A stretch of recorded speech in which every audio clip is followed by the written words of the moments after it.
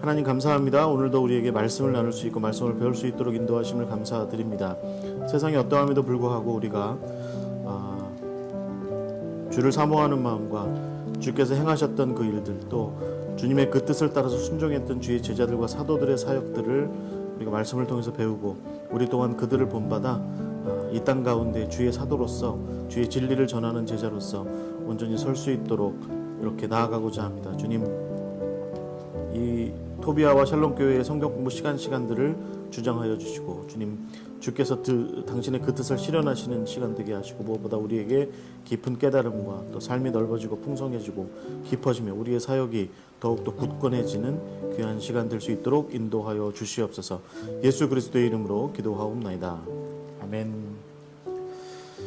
자, 여러분, 바나바 이야기 오늘 이제 시작하려고 합니다. 여러분, 바나바 잘 아시죠? 어떤 분들 바라바와 바나바를 자꾸 헷갈리시는데 바라바는 또 바야바와 바라바와 바나바를 헷갈리시는데 바야바는 옛날에 600만 불의 사나이에 나왔던 그 사스쿼치 괴물이고요. 바라바는 예수님과 함께 법정에 기소됐던 사람이었죠. 나중에 예수님 대신 풀려났던 열심당원이었던 그 사람이고, 나중에 이 사람도 기독교의 귀의를 했다고 하죠. 그 다음에 이제 오늘의 주인공 바나바입니다. 바나바는 바울의 동역자였습니다. 바울의 초창기부터, 회심한 이후의 초창기부터 함께 했던 사람이었죠. 그래서 이 바나바를 바울의 동역자의 첫 번째 이야기로 삼고 함께 나누고자 합니다.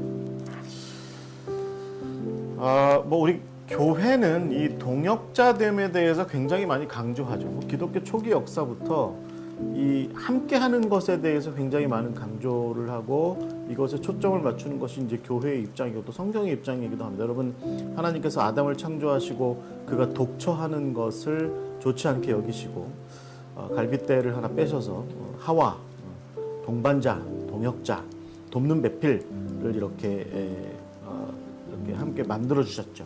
그래서 정말 은혜롭고 또 강력한 연대의식이 있는 그런 파트너십, 동역자 관계를 형성한다라고 하는 것은 사실은 굉장히 성서적인, 성경적인 이야기이기도 하고, 또 그래서 우리가 이제 그런 부분들을 잘 생각해서 늘 동역자 관계를 형성하는 것이 중요합니다. 그러니까 여러분, 창세기에서 하나님께서 아담을 보고 말씀하신 것처럼 독처하는 것은 좋은 것이 아닙니다. 성경은 분명 우리에게 말하는 것은 독처하는 것은 좋지 않습니다. 그래서 독불장군처럼 나는 혼자 가리라 이렇게 하시는 것은 그렇게 성서적이지 않습니다. 성경적이지 않습니다. 그래서 우리가 동역의 관계에 대해서 늘 생각해야 됩니다. 내가 함께 했으면 좋겠다. 더불어 함께 갔으면 좋겠다.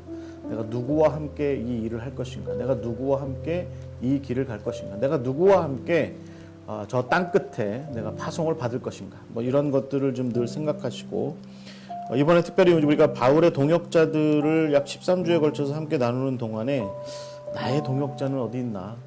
나의 동반자는 누구이며 어떻게 살아가고 있나? 우리가 어떻게 그 일들을 함께 꾸려가고 있나? 이런 생각들을 좀 함께 나누시면 좋을 것 같습니다. 저는 그래서 그 동반자의 관계라고 하는 게 굉장히 성경적이다라고 이렇게 이야기할 수 있을 것 같은데, 문제는 그 동반자적 관계라고 하는 게 늘 은혜스럽냐?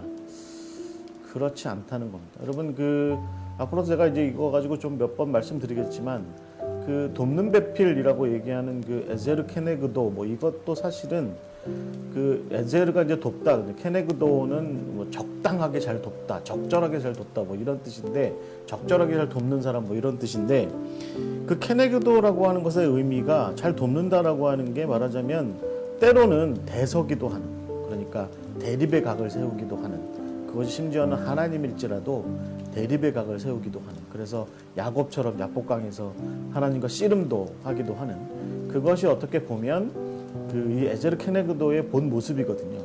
그렇게 보면 우리가 보통은 굉장히 평화로운 관계 있잖아요.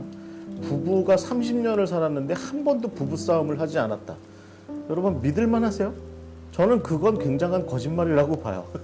부부가 30년을 살았는데 한 번도 부부싸움을 안 했다. 우리는 뭐 굉장히 금슬이 좋아요. 한 번도 싸운 적이 없어요.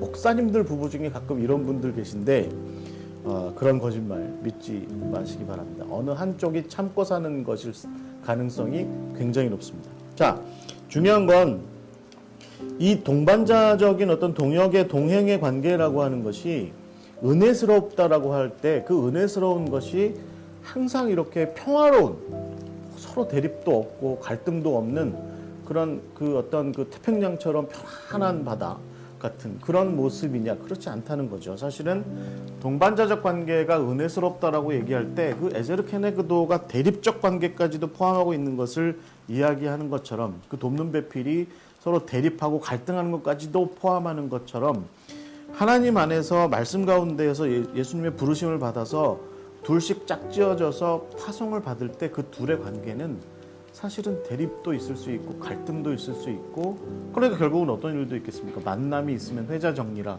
만남이 있으면 헤어짐도 있을 수 있는 것이 사실은 이 동반자적 관계의 모습이다라고 하는 거죠. 여러분, 이 그 마크 트웨인인데요. 마크 트웨인이 어느 날 그 서부 지역으로 기차 타고 여행을 떠났대요.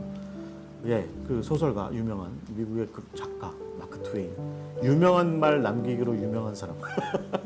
정말 많은 유명한 말을 남겼어요. 그런데 이 사람이 이 부분에도 그런 말을 남겼어요. 그러니까 서부로 기차 타고 여행을 떠나는데 옆에 정말 아주 아름답고 멋진 중년 부인이 한 분 이렇게 탔다는 거예요. 그 같은 테이블, 이렇게 무슨 4명이 앉는 테이블이었겠죠. 테이블 좌석이었겠죠. 그러니까 이제 동반하고 가는데, 그래서 마크 트웨인이 처음에는 이 지루한 서부로 가는 기차 여행에 저렇게 훌륭하게 멋진 교양머리 있어 보이는 훌륭한 부인이 함께 동석했으니 좋겠다라고 생각했는데, 기차 내리면서 나중에 샌프란시스코에서 내렸대요. 나중에 내리면서 기차에서 내리면서 이렇게 얘기했다죠. 처음 합석했을 때는 여행이 행운이라고 여겼고 중간쯤에는 여행을 포기할까 싶게 만드는 원인이었으며 결국에 샌프란시스코에서 나는 그 여인으로부터 해방되었다. 이렇게 얘기했다는 거죠. 그러니까 여행의 멋진 동반자를 위해서는 그만한 대가를 지불해야 한다. 그래서 코스트 오브 파트너십 뭐 이런 그런 표현 썼습니다. 여러분, 바울도 사실은 비슷한 케이스라고 봐요. 그러니까 바나바나 바울, 이 둘도 사실은 비슷한 케이스라고 봐요. 그러니까 바울의 동역자로서의 바나바, 혹은 바나바의 동역자로서의 바울의 이야기를 우리가 다루게 될 때, 우리가 두 사람이 굉장히 은혜스러운 관계라고 이렇게 볼 수도 있지만, 하나님의 정말 어떤 놀라운 섭리 가운데 이 두 사람이 잘 짝이 맞춰져서 어떤 사역을 하게 되고 동역을 하게 되고 놀라운 일들을 초대교회에 일으켰던 그런 모습도 있지만, 그럼에도 불구하고 이 두 사람 사이가 태평했냐? 그렇지 않다는 거죠. 우리가 분명히 한 가지 알고 있는 것은 이 두 사람이 싸웠어요. 성경에 분명히 기록되어 있습니다.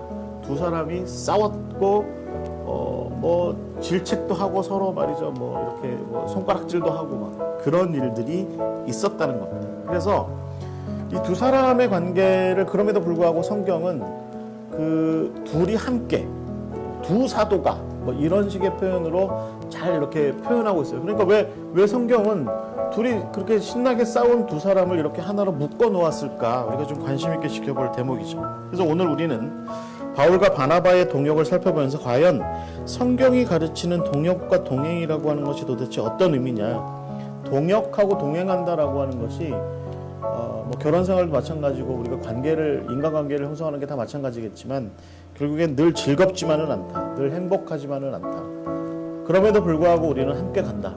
그럼에도 불구하고 우리는 하나님의 나라를 향해서 동역하는 관계다. 이렇게 이야기할 수 있는 그런 모습들이 이 두 사람에게서 발견된다는 것입니다. 그래서 오늘 바울의 동역자 가운데 특히 바나바의 이야기를 나누는데요. 제가 좀 이렇게 이야기를 전개하다 보면 여러분 지금 화면에 이쪽 편에 있는 양반이 바울이에요. 네, 지금 여기 잘 안 나와 있는데 대머리죠, 바울은. 여러분 고대 중세 시대나 이런 시대의 그 바울에 대한 그림들을 보면 항상 대머리로 나와 있습니다.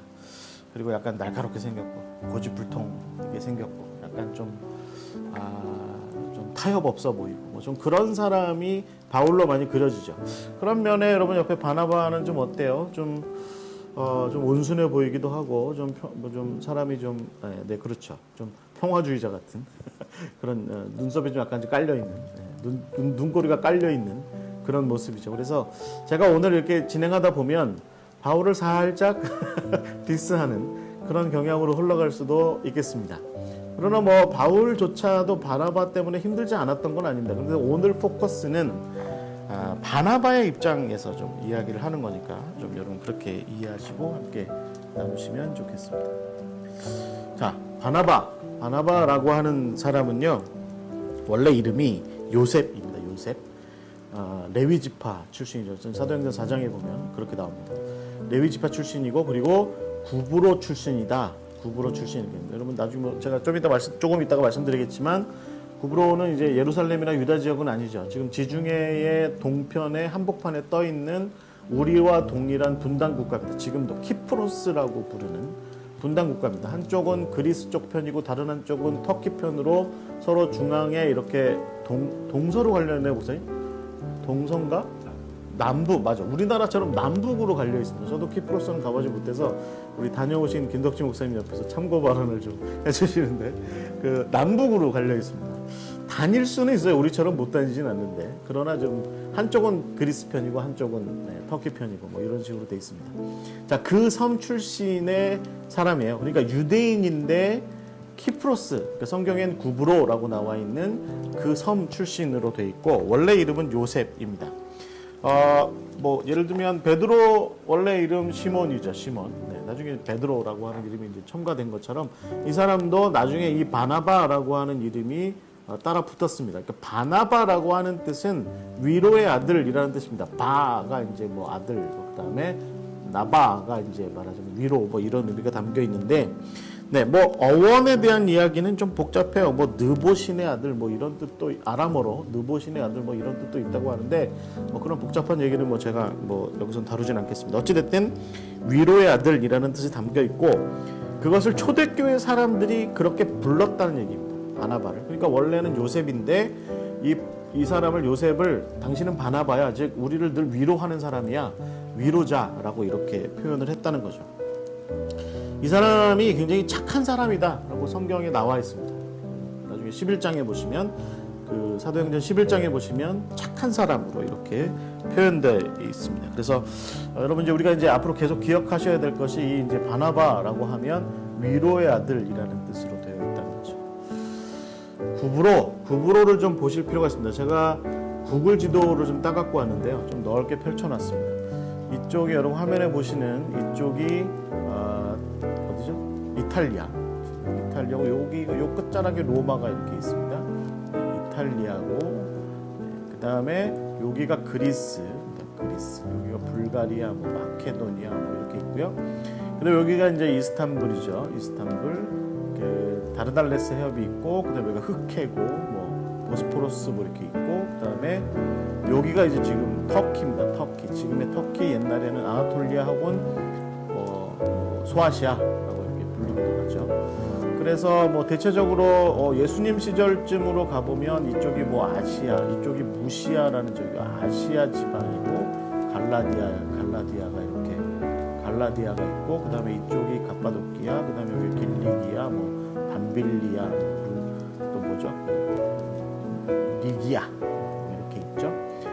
그래서 대체로 이렇게 형성이 됐고, 여기가 이제 다소가 바울의 출신 도시인 다소가 이쯤에 있고요. 거기서 가까운 것, 뭐 실제적으로는 별로 가깝지 않지만 안디옥, 그러니까 수리아 안디옥이 이쯤에 있고요. 예루살렘은 쭉 내려오면 요쯤에 있습니다. 예루살렘은. 그 다음에 예수님께서 활동하신 곳은 여기가 갈릴리지요. 여기 나사렛, 예수님 다니시는 거 보이시나요? 나사렛이고, 여기가 이제 지중해고요. 키프로스, 구브로는 이 섬입니다. 이 섬이 이제 구브로인데 바로 그 요셉이라고 얘기하는 바나바가 이 섬 출신이라고 하는 거죠.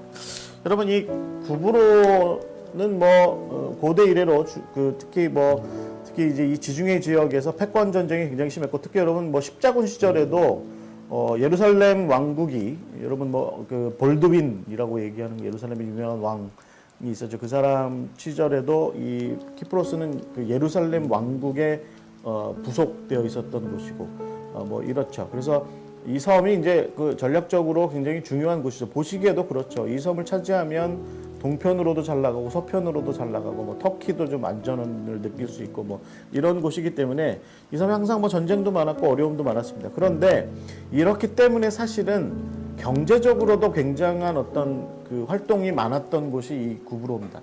바로 이쪽이 여러분 페니키아입니다. 그러니까 성경의 베니게라고 얘기하는 곳이죠. 실크로드가 타고 오면 실크로드가 결국은 이 메소포타미아를 지나서 여기까지 오게 되죠. 이쪽으로 이어지게 되죠. 이 베니게, 두로와 시돈이 있는 비블로스 뭐 이런 곳이 있는 여기 베니게에서 배가 다시 출발하면 결국은 이 구브로를 거쳐서 옛날 배들은 요즘이야 뭐 한 방에 어디 뭐 로마로 이렇게 갈 수 있는 그런 원양 크게 그 멀리 갈 수 있는 그런 그 철로 만든 배들이니까 잘 다닐 수 있지만 옛날에는 배들이 다 이렇게 해안선 타고 다녔어요. 그러니까 그런 배들의 어떤 무역선들의 입장에서는 이 구브로가 이쯤에 위치해 있는 건 좋죠.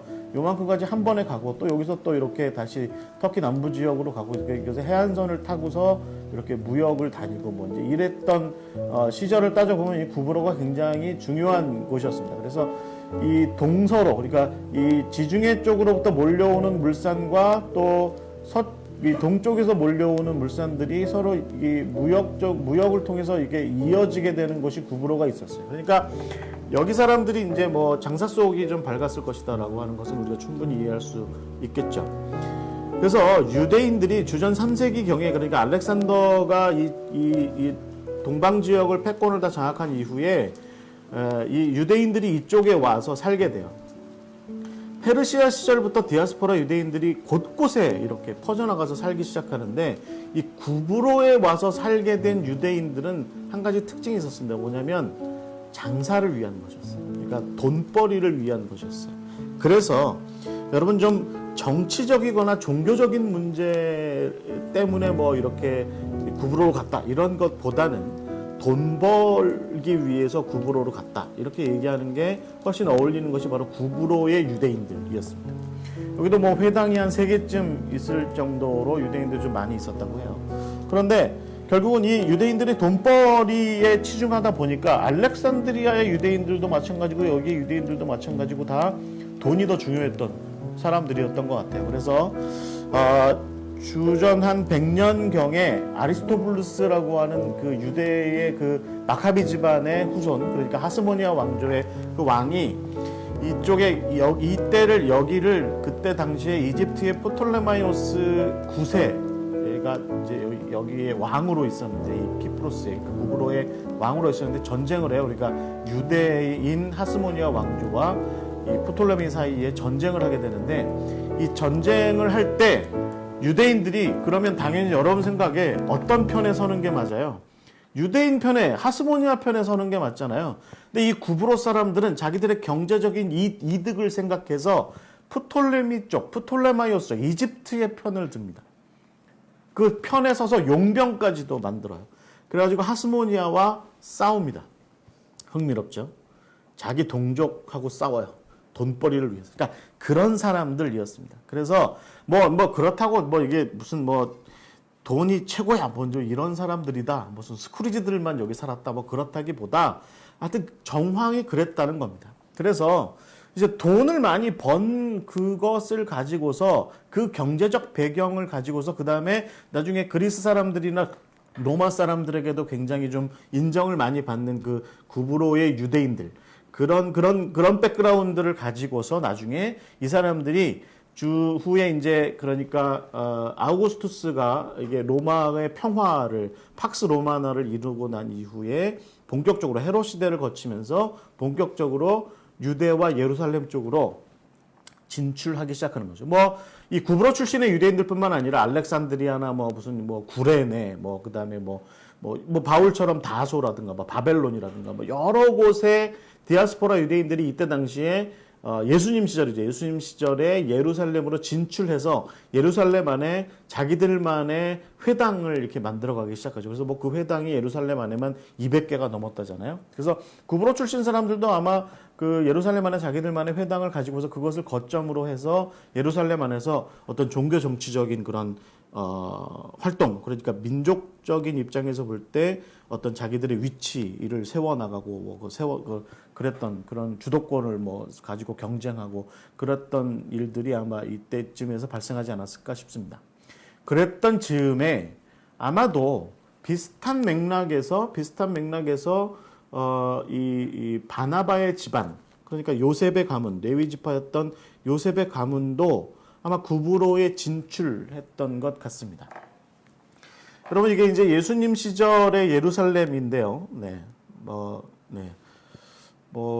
3만 4만 명 이렇게 살았다고 하죠. 이 위쪽이 이제 헤롯의, 옛날에는 하스모니아의 그 왕궁이었고, 지금 이제 헤롯의 왕궁이 됐던, 그 다음에 이쪽이 어퍼시티라고 조금 좋은 집들, 고관 대작들이 좀 사셨던 곳이고, 네, 요 아래쪽은 좀 평범한 서민들이 좀 살았던 곳이고, 그런데, 대체, 여러분, 그 마가의 다락방의 위치가 아마 요쯤 어디가 됐을 거라고 봐요. 이 어퍼시티 위쪽 어디쯤 됐을 거라고 보는데, 그렇게 본다면, 마가의 집안도 나름대로 좀 명망이 있는 집안, 좀 뭐 굉장히 잘 살았을지 뭐 그런 건 잘 모르겠지만, 그래도 어퍼시티쯤에 요즘으로 치면 강남쯤에 산다고 치면, 그래도 나름대로 좀 살만한 집안, 그런 집안이었는데, 그 마가가 예수님께 다락방을 내주었던 마가가 결국에는 바나바하고 삼촌 조카지간인 거죠. 골로새서의 표현대로 치자면 삼촌 조카지간인 거예요. 그러니까 이게 아마 많은 사람들이 추측하기에는 외삼촌이었을 거라고 많이 봐요. 외삼촌. 그러니까 바나바의 집안이, 그러니까 바나바의 형이나 동생이나 누군가가 예루살렘에 있는 어떤 마가의 어머니 집안과 결혼한 거죠. 그래서 일종의 어떤 바나바 집안의 입장에서는 하나의 새로운 어떤 거점을 하나 이렇게 형성을 한 거라고 볼 수 있을 것 같습니다. 그러니까 마가의 집이라고 하는 거기가, 네, 바나바의 집안의 어떤 거점 형성이 된 거라고 보는 거죠. 그래서 예수님하고 이 바나바 혹은 마가의 집안하고 나름대로 밀접한 관계가 있었을 것이다 라고 이렇게 본다면, 그래서 나중에 예수님께서 그 마가의 다락방을 빌렸다라고 이렇게 본다고 한다면, 그 근원에는 아마 이 마가의 어머니 쪽, 마가의 외가 집안과 그 다음에 뭐 마가의 또 뭐 아니면 마가의 어머니가 이쪽으로 시집을 왔든지, 마가의 뭐 외가 뭐 친족이 여기 있었든지 간에 어떤 그 마가의 부모 중에 누군가와 바나바 집안하고 이렇게 관계가, 결혼 관계가 형성이 됐던 그런, 그래서 예루살렘의 바나바의 집안이 일종의 그런 어떤 구브로에서의 경제적인 능력을 가지고 예루살렘의 거점을 형성했던 그런 일들이 있었다, 이렇게 볼 수 있을 것 같아요. 그러니까 바나바가 뭐 가난한 사람은 아니었던 거라고 이렇게 볼 수 있겠죠. 나중에 그 바울이랑 바나바의 공통점이 뭐죠? 살해 안 받고 자비량으로 사역했다. 네, 저 같은 사람은 꿈도 못 꾸는 자비량의 사역을 했다. 그게 뭐 이 사람들이 뭐 무슨 기술이 있고 그런 것도 있겠지만 나름대로 집안의 배경도 있어서 그렇지 않았을까, 이렇게 추측도 합니다. 자, 어찌됐든 그런 바나바는 그 기록에 의하면 역사적인 맥락에서 볼 때, 성경에 뭐 그렇게 자세하게 나와 있진 않아요. 근데 뭐 유세비우스라든가 뭐 이런 그 초기 기독교 역사가들의 기록에 의하면 바나바가 예수님께서 70명의 사도들을 파송했던, 그러니까 누가복음 1장에 나와 있는 예수님께서 가시려고 했던 동네에 70명의 사도들을 둘씩 짝지어서 파송했을 때 그때 그 중에 한 명이었다, 이 바나바가. 라고 그렇게 이야기합니다. 그래서 그 예수님 초기 사역부터 예수님과 동행을 했고, 그 다음에 예수님께서 예루살렘으로 가서 체포당하시고 돌아가실 때에도 이제 제자 그룹에 남아 있었고, 그러니까 당연히 어떤 일이 있었을까요? 나중에 120명의 사람들이 마가의 그 다락방에 모여서 기도했을 때, 성령 받았을 때 아마 이 바나바도 그 그룹 중에 속해 있었던, 그러니까 성령을 받았던 한 사람, 뭐 이렇게 이야기할 수 있을 것 같습니다. 그러니까 여러분 이 흥미로운 것은 이때 바나바가 여러분 그 사도행전 4장에 보시면 바나바가 헌납을 하죠. 헌금을 해요. 그러니까 땅을 팔아서 자기가 갖고 있던 땅을 팔아서 헌금을 해요. 그러니까 예루살렘이나 혹은 예루살렘 인근에 있던 밭이었다고 하는데, 그러니까 이게 뭘 얘기하겠습니까? 그러니까 바나바 집안의 경제력을 어느 정도 이야기하는 거죠. 경제력을. 요즘으로 치면 강남쯤에 땅을 가지고 있었다고 치고 그것을 헌금한 겁니다. 교회에 헌금한 겁니다. 그래서 그때 당시에 이제 예루살렘 초대교회가 물건을 서로 통용하는 그런 일들이 있었으니까 바나바가 이제 그 일에 동참한 거죠. 아나니아와 삽비라는 어떻게 했죠? 아나니아와 삽비라는 착복했죠. 바쳐야 될 것을 바치지 않고 그렇게 했죠. 바나바는 온전히 바친 사람이었다라고 하는 겁니다. 그래서 초대교회의 바나바가 이제 어떤 일정한 그 위치에 있었다, 이제 이렇게 볼 수 있습니다. 그래서 중요한 것은 이 바나바가 결국에는 예수님으로 말미암아서 변화한 사람은 분명하다는 거죠. 분명하다. 그래서 성령도 받았을 테고, 그리고 그 집안의 가풍 따라서 경제적인 이득을 위해서 때로는 민족이라도 버릴 수 있는 그런 어떤 조건 속에, 인식 속에 있었던 사람인데, 예수님을 위해서 자기의 경제적인 이득보다는, 그런 것보다는 예수님의 복음을 위해서 내가 살아가는 것이 합당하겠다라고 하는 것에 더 이렇게 그런 변화가 있었던 그런 사람이 바로 바나바였다, 이제 이렇게 볼 수 있을 것 같아요. 흥미로운 것은 나중에 이제 이 초대교회가 그 스데반이 그 순교한 이후에 흩어지게 되죠. 예루살렘 교회가 흩어지게 되고, 그래서 이제 우리가 잘 아는 것처럼 이 사람들이 이제 베니게로 갔다가 또 구브로로 갔다가 여러분 빌립은 저 네겝으로 갔다가 또 가이사랴로 갔다가 이렇게 아스돗도 가고 이렇게 많이 흩어지고, 또 베드로도 요빠에 있다가 가이사랴에 가서 고넬료를 전도하고 그러죠. 그래서 말하자면 교회가 흩어지기 시작한 거죠. 이렇게 흩어지게 됐을 때 일단의 사람들이 구브로를 거쳐서, 이게 흥미롭습니다. 베니게 갔다가 구브로를 거쳐서 안디옥으로 와서 안디옥의 교회가 시작이 됐다는 거예요. 여러분 지금 화면에 보시는 것이 이제 안디옥의 상상도입니다. 네, 우리 김덕진 목사님이 이 그림을 아주 흥미롭게 지금 바라보고 계신데, 이거 저희가 아크로폴리스죠. 안디옥의 아크로폴리스. 그 다음에 이 이제 섬이 개발되죠. 이제 안티오쿠스 1세 때 요만큼이 개발이 되고, 2세 때, 3세 때 여기가 개발이 되고, 4세 때, 그러니까 우리가 알고 있는 에피파네스라고 부르는 4세 때 이쪽 쪽이 확 이렇게 넓어지게 되고, 유대인들은 이쯤에 주로 살았어요. 이쯤에. 그래서 여러분 제가 가끔 말씀드리지만 AD 70년에 티투스가 예루살렘 성전을 무너뜨리고 나서 성전 안에 있던 그 그룹, 이렇게 저 성전 안에, 지성소 안에 있던 천사 모양을 하고 있는 그룹, 그 그룹을 떼다가 그 남쪽 성문인가 하여튼 요 성문 쪽에다 갖다 세워놨죠. 유대인들 많이 다니는 쪽에다.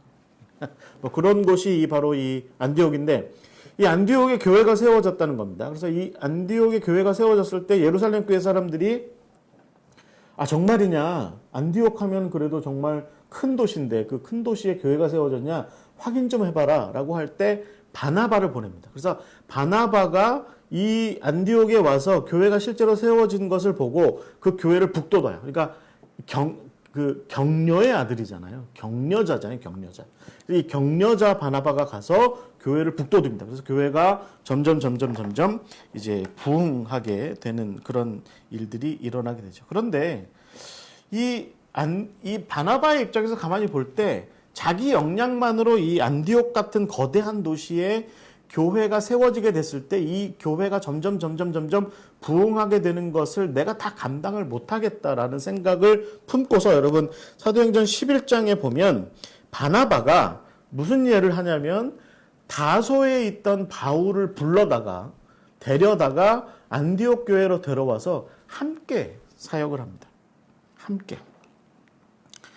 저도 김덕진 목사님이랑 요즘에 저랑 같이 우리 샬롬 교회에서 같이 사역하는데, 가끔 제가 책임 목사고 우리 김덕진 목사님은 선교의 대표 목사님이거든요.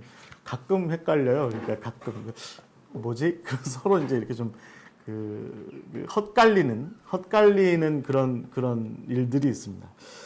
그러니까 이제 사실은 우리가 이제 조직을 생각해 보면 목사님, 어서 오십시오. 조직을 생각해 보면, 좀 어두우니까 앞에 앉으세요, 목사님. 조직을 생각해 보면, 이게, 원탑으로 가는 게 맞죠. 그게 편해요. 원탑으로 가는 게. 그러니까 바나바 입장에서도 내가 어차피 예루살렘 교회에서 파송을 받았으니까 이 안디옥 교회를 그냥 내 거. 내가 담임 목사고 내가 책임 목사야. 라고 하면 그냥 바나바 정도만 해도 괜찮을 것 같은데 흥미로운 것은 바나바가 바울을 불러왔다는 거죠. 그래서 바울로 하여금 안디옥 교회에서 함께 사역하자. 이렇게 했다는 겁니다. 그래서 안디옥에서 더불어 함께 사역했다라는 거죠. 여러분 11장의 이 사도행전 11장에 보시면 11장 24절에 이렇게 표현이 되어 있어요. 바나바는 착한 사람이다. 착한 사람 맞는 것 같아요. 저 같으면 나 혼자 하지 뭐. 교회도 뭐 아직 크지도 않은데 그냥 나 혼자 하지 뭐. 이렇게 생각할 텐데 바나바는 아직 막 크게 부흥하지 않았을 때인데 그래서 뭔가 교회가 독자적으로 말하자면 뭐 좀 굳이 얘기하자면 이렇게 섬기는 사역자를 섬기는 그런 일들이 독자적으로 발생할 수 없었을 텐데 그럴 때 이미 바나바는 바울을 불러다가 함께 사역했다는 거예요. 바나바가 이 24절에 11장 24절에 착한 사람이다 라고 이렇게 나오는 게 맞습니다. 앞으로도 제 얘기를 쭉 들어보시면 착한 사람이 맞을 것 같아요. 그래서 어찌됐든 바나바가 바울을 불러와서 그래서 사역을 하게 됐을 때 그 다음에 어떤 일이 일어납니까? 26절에 보시면 그래서 둘이 교회에 1년간 가르쳤더니 제자들이 안디옥에서 비로소 그리스도인이라 일컬음을 받게 됐다는 겁니다. 그러니까 뭐 엄청나게 많은 사람들이 모이게 됐다. 뭐 이제 이런 표현보다는 바울이 바나바와 더불어 함께 사역하게 됐을 때 안디옥 교회 사람들에게 별칭이 붙었다는 거예요. 인류 지구 역사상 최초로 그리스도인, 기독인이라고 하는 그 표현이, 그 별명이 붙었다라고 하는 건데 이것이 바로 바울이 함께 사역한 이후에 발생한 일입니다. 흥미로운 얘기죠. 흥미로운 얘기예요. 그러니까 여러분 혼자 할 때는 그쵸. 그냥 그럭저럭 하다가 둘이 하면 세집니다. 성경의 표현처럼 셋이 하면 삼겹줄의 강력함이 있습니다. 여러분. 그래서 교회는 분명히 함께 사역하는 것이 맞습니다. 뭐 리더십의 입장에서 볼 때는 원탑으로 하는 것이 필요하다라고 이렇게 얘기할 수는 있을 것 같아요. 그렇지만 교회는 그럼에도 불구하고 장로님들과 평신도들과 또 목회자들이 함께 더불어서 함께 사역하는 것이 맞습니다. 중요한 것은 혼자 가려고 하는 게 문제인 겁니다. 어떻게든지 함께 맞춰 가려고 하는 것이 합당한 것 같고 바나바는 그런 부분에서는 아마도 착한 사람이었고 성령과 믿음이 충만한 사람이 맞는 것 같아요. 충만한 사람. 자, 그래서 어떤 일이 일어납니까? 나중에 안디옥 교회가 여러분 지금 그림에 보시는 것처럼 바울과 바나바를 이제 그 안디옥 교회의 특성상 우리가 이방인 사역을 위한 이방인 선교를 위한 교두보가 되어야 되겠다. 이런 마음을 품고서 바울과 바나바를 사역자로 파송하게 되는 그런 일들이 일어나게 되죠. 그러니까 결국은 바나바가 바울을 데려와서 함께 사역하는 가운데 두 사람이 보여주는 그 시너지가 두 사람이 이렇게 함께 모여들게 됐을 때 서로 컨버전이 딱 이렇게 발생하게 됐을 때 컨버징하게 됐을 때 모여들게 됐을 때 시너지가 발생하게 됐고 그 시너지를 안디옥 교회는 마치 릭 워렌 목사님이 표현하는 것처럼 이렇게 파도처럼 타고서 이 두 사람의 시너지에 힘입어서 세계 선교, 이방인을 향한 선교, 교회로서는 전혀 새로운 종류의 땅끝을 향해서 나아가게 되는 그런 일들이 일어나게 됐다라는 거죠. 여러분, 아나니아와 삽비라 같은 사람들의 사건도 있어요. 여러 가지 사건들이 아마 이 초대교회 가운데 있었겠죠. 그런 가운데 바나바와 바울의 이야기는 아주 독특한 이야기입니다. 전혀 관계가 뭐 얼마나 있었겠습니까? 사실 그 이전에 뒤에도 말씀드리겠지만 그 이전에 바나바는 바울을 만난 적은 있어요. 예루살렘에서. 그럼 뭐 얼마나 만났겠어요. 그런데 그때 바나바의 눈썰미가 이 바울을 알아본 거죠. 그래서 그리고 나서 바울이 다소에 10년 정도 가 있는 세월 동안에 바나바는 그를 잊지 않았고 그가 안디옥 교회에서 사역하게 되었을 때 결국은 바울을 데리고 와서 단 1년 만에 놀라운 시너지의 효과를 일으키게 됐고 그 두 사람의 파트너십은 결국은 안디옥 교회를 부흥시키게 됐고 그리고 놀라운 것은 그 두 사람이 그럼 우리가 둘이서 힘 합쳐서 안디옥 교회에서 떵떵거리고 잘 살아보자. 안디옥 교회에 머물며 터잡고 떵떵거리고 잘 살아보자. 그게 아니라 안디옥 교회는 안디옥 교회대로 이제 교회로서의 모습을 잘 성장하고 두 사람은 새로운 사역지로 떠나갔다라고 하는 겁니다. 그래서 이게 상당히 놀라운 흥미로운 이야기고 거기에 바나바가 어떤 초석 같은 역할을 어떤 그 디딤돌 같은 역할을 했다라고 하는 거죠. 바울과 바나바 지금 여러분 이제 그림에서 좀 자세히 보실 수 있는데요. 두 사람 모습이 어떠세요? 네. 닮았어요? 네. 그런가? 근데 하여튼 중요한 건 한 사람은 대머리고 한 사람은 머리숱이 많다는 겁니다. 그리고 한 사람은 이쪽 사람이 바울인데 바울은 어찌됐든 제가 서두에 말씀드린 것처럼 약간 좀 고집스럽게 보여요. 그리고 뭔가 좀 어떤 집념 뭐 이런 것들이 좀 보이는 사람이고 바나바는 눈초리 자체가 약간 좀 꺾여 있죠. 선해 보이고 그런 사람이에요. 그래서 바나바, 요셉이라는 이 사람이 바나바, 격려의 아들. 그러니까 누군가를 북돋우는 사람이지 자기가 스스로 고집스럽게 앞서 나가는 사람은 아니다. 먼저 이렇게 이야기할 수 있겠다라고 보는 거죠. 여러분, 바울의 이야기를 한번 우리가 이제 바나바와 바울의 동역 관계를 좀 한번 살펴봐야 되는데 바울의 이야기를 좀 한번 생각해 볼 필요가 있습니다. 여러분, 바울이 어떤 사람이었습니까? 바울은 바리새파였고 그리고 베냐민 지파였고 바리새파였고 다소 출신입니다. 어려서부터 예루살렘에 와서 가말리엘이라고 하는 율법학자 밑에서 바리새파죠. 율법학자 밑에서 공부했고 그리고 아주 철두철미하게 토라를 공부한 사람이었습니다. 그리고 토라에 대한 어떤 주석하고 뭐 공부하고 이런 것들을 훌륭하게 잘한 사람. 나중에 예루살렘 안에서 종교적으로 굉장히 어떤 열정적인 뭐라 그럴까? 좀 극우파? 뭐 이런 입장에 서서 예루살렘 중심의 어떤 유대교, 예루살렘과 말씀 중심의 유대교, 뭐 이것에 아주 굉장히 어떤 천착을 했던 그런 사람이었죠. 나중에 이 사람이 스데반이 순교하는 모습을 보고서 뭐라고 해요? 그 스데반이 죽는 것을 옳다고 여겼다. 그래서 그 사람 스데반을 처형하는 스토닝하는 그러니까 돌로 쳐 죽이는 일을 했던 사람들의 옷을 이렇게 맡아서 보관을 하기도 했죠. 그리고 나중에 여러분 사도행전의 9장의 그 이야기에 어떻게 나와요? 이 주의 제자들에 대해서 위협과 살기가 등등해서 자기하고 별로 어울리지도 않던 대제사장한테까지 가서 다메섹에 있는 기독교인들, 그리스도인들을 잡아들이겠다. 내가 나한테 보증서를 하나 써줘라. 그 대제사장의 보증서면 전 세계 어느 곳에 가서도 디아스포라 유대인들을 다 잡아올 수 있으니까 그것이 로마에서도 통용되는 법이었으니까 내가 그 당신의 보증서 하나만 가지고 내가 다메섹에 가서 예수의 사람들을 잡아오겠다. 이렇게 했던 사람이죠. 등등하게 말하자면 살기등등하게 다메섹으로 가던 사람이었어요. 그런데 그 다메섹으로 가다가 그가 예수를 만나고 변화하잖아요. 그리고 나서 그가 어디로 가요? 아라비아에 가서 3년 동안 세월을 보내면서 그 광야 한복판에서 그 나바테아 사람들이 살고 있던 그 한복판에서 나름대로 생각을 정리하고 돌아와서 다메섹에서 그리고 예루살렘에서 복음을 증거하죠.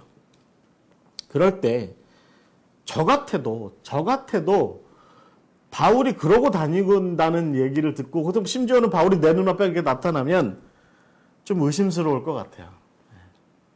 그 일제강점기 때 그 독립운동 하시던 분들 중에 밀정이 그렇게 많았대잖아요. 그러니까 이중 스파이 역할을 하던 사람들이 많았다는데 아마도 그 박해의 시절에 예루살렘 성전 사람들이 이 교회를 박해했으니까 이 박해의 시절에 이 바울이 회심했다, 변화했다라는 이야기를 믿기는 쉽지 않았을 것 같아요. 그러니까 바울은 어느 곳에 가서도 사실은 뭐 대접받지 못했겠죠. 그러니까 유대인들에게도 대접 못 받았을 거예요. 유대교 사람들, 저 변절자라고 욕을 먹었을 테고, 예수님의 그 예루살렘 교회나 뭐 여러 교회 속에 교회에 소속돼 있던 사람들에게도 아마 환영받지 못했을 겁니다. 그렇겠죠? 그렇겠죠.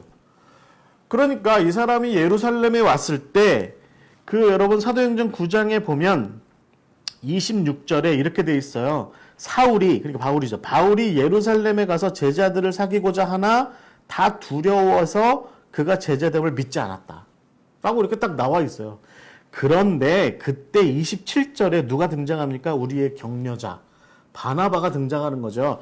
그럴 때 바나바가 데리고 사도들에게 가서 그가 어떤 일을 겪었는지를 사도들에게 다 그렇게 이야기하게 하고, 그리고 나서 교제하게 했다는 거죠. 교제하게. 나중에 여러분 바울이 얘기하죠. 내가 이 예수님의 제자들을 만났다 이렇게 얘기하잖아요.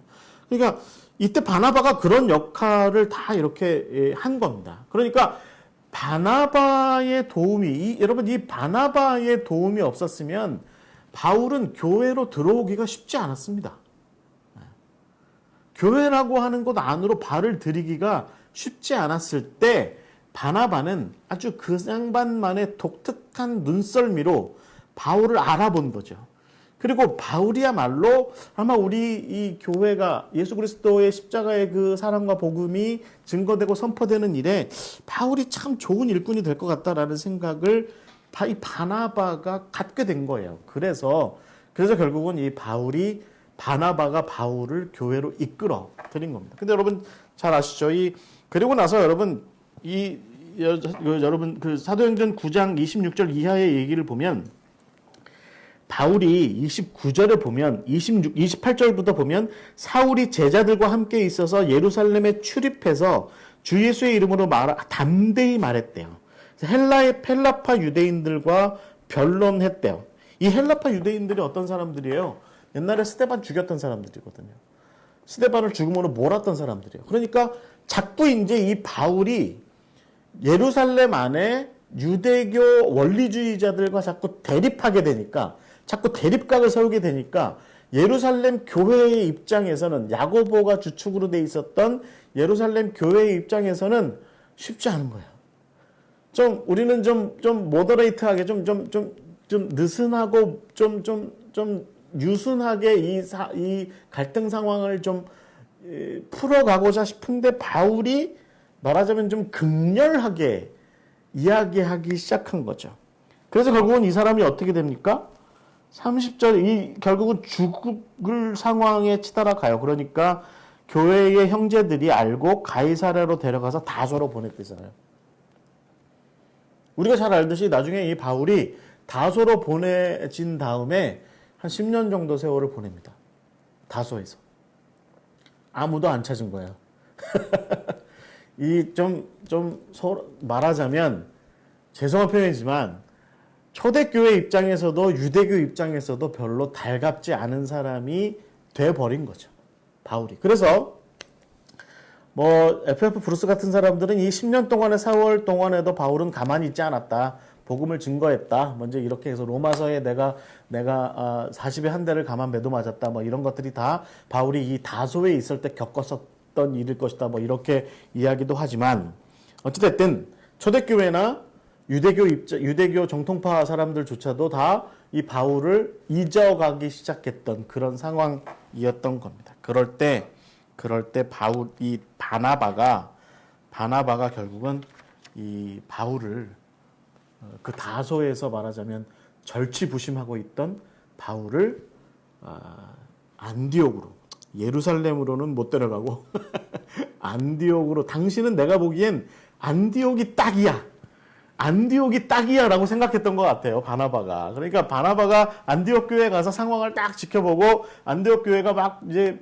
특히 이방인들, 헬라인들 막 이런 사람들이 모여들고 말이죠. 교회가 막 이렇게 일어서게 되고 막 예수 그리스도에 대한 어떤 믿음이 막 더 굳건해지고 막 이렇게 강력하게 되기 시작하니까 이 자리에는 예루살렘 교회에서 바울 같은 사람이 사역할 것이 아니라 안디옥 교회 같은 데서 바울이 사역하는 것이 합당하겠다라고 생각하고 이제 이렇게 데려오게 된 거죠. 그래서 여러분, 이 바나바야말로 어떻게 보면 정말 이 어떤 뭐라 그럴까요? 영적인 눈썰미?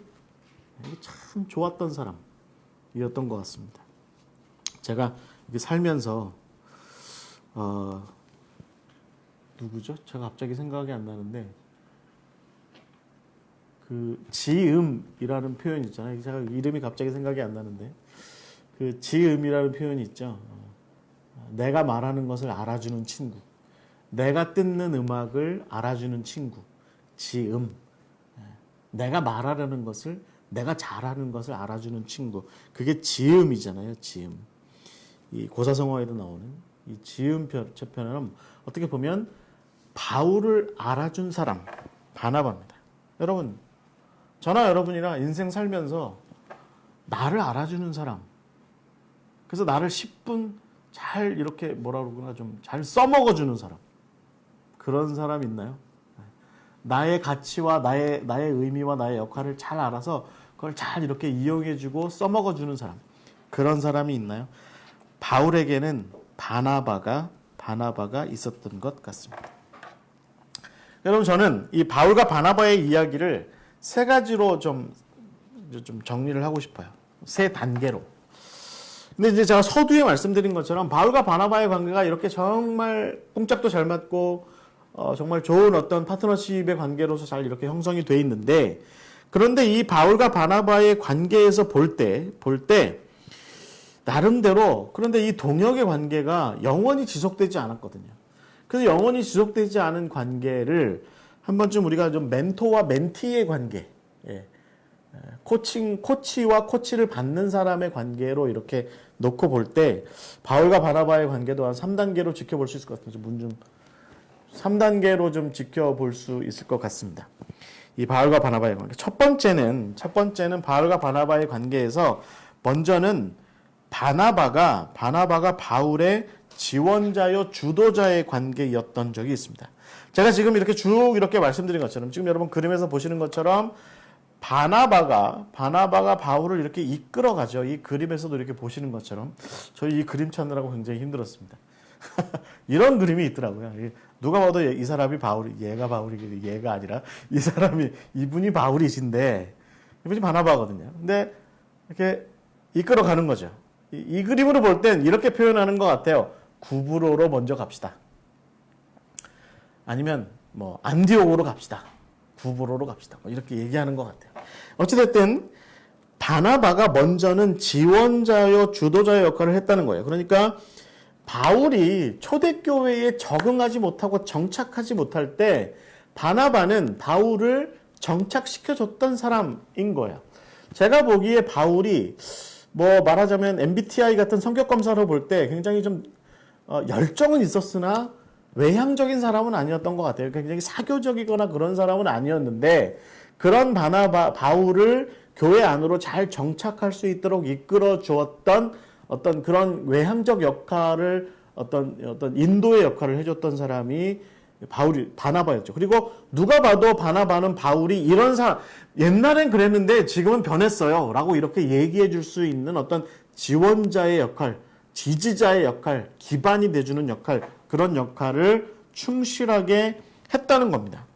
그리고 일정 부분은 바울을 이끌어 주기도 합니다. 어떤 부분에서 그랬을까요? 여러분, 이 바나바가 바울을 예루살렘 교회로 이끌었고 나중에는 안디옥 교회로 이끈 다음에, 여러분, 그런 역할들을 열심히 하면서 결국은 바나바는 바울이 안디옥 교회 안에 잘 정착하도록 했던 그런 후원자요 멘토의 역할을 잘 했다는 겁니다. 그런 역할만 했을까요? 성경엔 자세하게 나오진 않지만 아마도 바나바 스스로가 70명에 파송받았던 한 사람, 그러니까 바나바 스스로가 예수님을 만났던 사람이라고 친다면 바나바도 할 얘기가 많았겠죠. 그러니까 뭐 12사도의 12제자의 반열에까지는 못 올라갔지만, 그렇지만 뭐 마띠아 같은 사람과 견주어서 그만큼의 위치가 됐던 사람이라고 친다면 여러분, 바나바가 바울을 바울에게 예수님에 대해서, 예수님의 사역에 대해서, 예수님의 의미에 대해서, 또 예수님의 십자가에 대해서, 예수님의 부활에 대해서 충분히 잘 설명을 했을 거예요. 그러니까 굉장히 율법에 대해서 어떤 총명하고 기민했던 사람 바울은 뭐 바나바의 얘기만 듣지는 않았겠지만 바나바 같은 사람의 가르침을 통해서 아마 업그레이드 했겠죠. 자기가 토라를 알고 자기가 율법을 알고 자기가 계명을 알았던 사람으로서 그런 사람의 입장에서 볼 때 예수님이 나무에 달려 돌아가셨는데 그 저주받은 자의 자리에서 그렇게 돌아가셨는데 그런 분이 우리와 이 세상 모두를 구원하실 자다, 메시아다, 그리스도다라고 하는 사실을 깨닫게 되는 굉장히 중요한 단초를 아마도 이 바나바, 뭐 물론 바나바를 비롯한 베드로나 여러 사도들도 함께 동역했겠지만 이 바울 한 사람을 일깨우기 위해서 그런 어떤 인도자의 역할을 바나바가 처음에는 잘 했을 것이다 라고 이렇게 볼 수 있을 것 같아요. 두 번째 단계가 뭘까요? 두 번째 단계는 그리고 나서 바나바는 바울과 더불어서 동등한 동역의 관계로 나아가게 됩니다. 그러니까 처음에는 바나바가 월등하게 어떤 선도하고 이끌어가는 위치에 있다가 일정 시간이 지나게 되자 바울과 바나바는 금세 동역하는 관계로 나아가게 됩니다. 여러분, 바울은요, 바나바 덕분에 예를 들면 가르치는 일도 배웠고, 그러니까 바나바가 바울을 안디옥 교회로 데려와서 그가 알고 있는 지식을 잘 살려서 예수 그리스도를 잘 가르치게 했죠. 그래서 안디옥 교회의 교사였잖아요. 그런데 그 일만 한 것이 아니라 바울과 바나바는 나중에 그 아가보라는 사람이 그 천하의 흉년이 들게 될 것이다라고 얘기할 때 안디옥 교회의 헌금을 가지고서 예루살렘 교회를 돕는 일을 하게 될 때 바나바가 바울을 동역자로 같이 데리고 가요. 여러분, 이런 일이 뭘 얘기하겠습니까? 여러분, 바나바가 계속해서 바울을 가르쳤다는 거예요. 예수님께서 둘씩 짝지어서 보낼 때 제자들한테 명심하게 하신 두 가지 포인트가 있습니다. 그게 뭐냐면 하나는 하나님의 나라를 선포하고 가르쳐라는 겁니다. 두 번째는 귀신 들린 자들과 병자들을 낫게 하고 고치라는 거예요. 그러니까 여러분, 예수님의 사역은, 그리고 교회의 사역은 하나님의 나라를 선포하고 가르치는 사역과 또 하나는 구제하고 병 고치고 낫게 하고 회복시키는 돌봄의 사역이 양날개처럼 같이 서 있습니다. 바나바는 바울에게 한편으로는 선포하고 가르치는 사역을 일깨워줬을 뿐, 네가 이거 정말 잘할 거야 라고 하는 것을 일깨워줬을 뿐만 아니라 바울, 그럼에도 불구하고 당신에게 필요한 일이 있어. 그게 뭐냐면 사람들을 가르치고 일깨우는 일뿐만 아니라 그 사람들을 돌보는 일도 중요해 라고 하는 부분에서 안디옥 교회가 예루살렘 교회를 돌보는 일에 관련하여서 바나바가 바울을 동참시켰다는 거죠. 그래서 나름대로 깨달음을 줬다는 거예요. 정말 훌륭한 사람이죠. 제가 보기에는 바나바가 참 훌륭한 사람이에요. 그리고 나서 여러분, 우리가 잘 알고 있는 것처럼 어떤 일이 일어납니까? 안디옥 교회가 사도행전 여러분 그 13장에 보시는 것처럼 안디옥 교회가 바나바와 바울을 기도하고서 금식하고 기도하고서 두 사람을 이방인을 위한 선교자로 보내게 되죠. 그 두 사람이 같이 떠납니다. 사도행전에 여러분 13장 이후에 14장 15장을 넘어가면서 바울과 바나바가 헤어지기 전까지의 이 표현이 재밌습니다. 두 사도가 두 사람이 라고 늘 이렇게 표현이 되어 있습니다. 그러니까 두 사람은 이제 멘토와 멘티의 관계가 아니라 동반자적 관계가 된 거예요. 동반자적 관계가. 그래서 처음은 아마도 여러분 제가 앞에 그림처럼 바나바가 바울을 이끌어요. 그러니까 바울도 바나바를 쫓아가요. 그러니까 바나바가 어떻게 합니까? 내가 구브로 출신인데 우리 구브로로 좀 갑시다. 구브로로 선교하러 갑시다. 이렇게 얘기할 때 바울이 따라갑니다. 여러분, 바울이 살았던 다소도 안디옥에서 가깝습니다. 요즘 여러분 목사님 차로 한 4시간? 차로 4시간 정도 걸립니다. 근데 구브로는 비행기 타고 가야 돼요. 2시간 아니면 배 타고 한 꽤가 굉장히 오래 가야 될 겁니다. 배 타고. 훨씬 먼 길이에요. 그런데 바울은 바나바가 요청한 대로 구브로로 갑시다라고 했을 때 아마 바나바의 요청을 받아들이고 따라간 거죠. 근데 흥미로운 것은 이 동반자적 관계가 이렇게 되었을 때, 왜요? 동반자적 관계가 되었을 때, 이 동반자적 관계에서 점차 바울이 동반자적 관계를 이렇게 대등하게 형성할 뿐만 아니라 점점 앞서가기도 했다는 겁니다. 잘 아시죠? 여러분, 구브로에서 어떤 일이 있습니까? 거기 총독 서기오 바울과 붙어먹던 마술사, 유대인 마술사 엘루마가 있었습니다. 이 엘루마가 총독을 막 이렇게 설득해서 바울과 바나바의 사역을 방해하죠. 그때 바나바가 나서지 않고요. 이때부터 바울이라는 이름이 등장해요. 사울이 아니라. 바울이 성령이 충만해서 그를 주목하고 이렇게 얘기하죠. 모든 거짓과 악행이 가득한 자요 마귀의 자식이요 모든 의의 원수요 주의 바른 길을 굽게 하기를 그치지 아니하겠느냐? 막 이렇게 얘기합니다. 바나바가 아니고 바울이 얘기합니다. 그러니까 바울이 이때부터 말은 앞서가기 시작한 겁니다. 말은.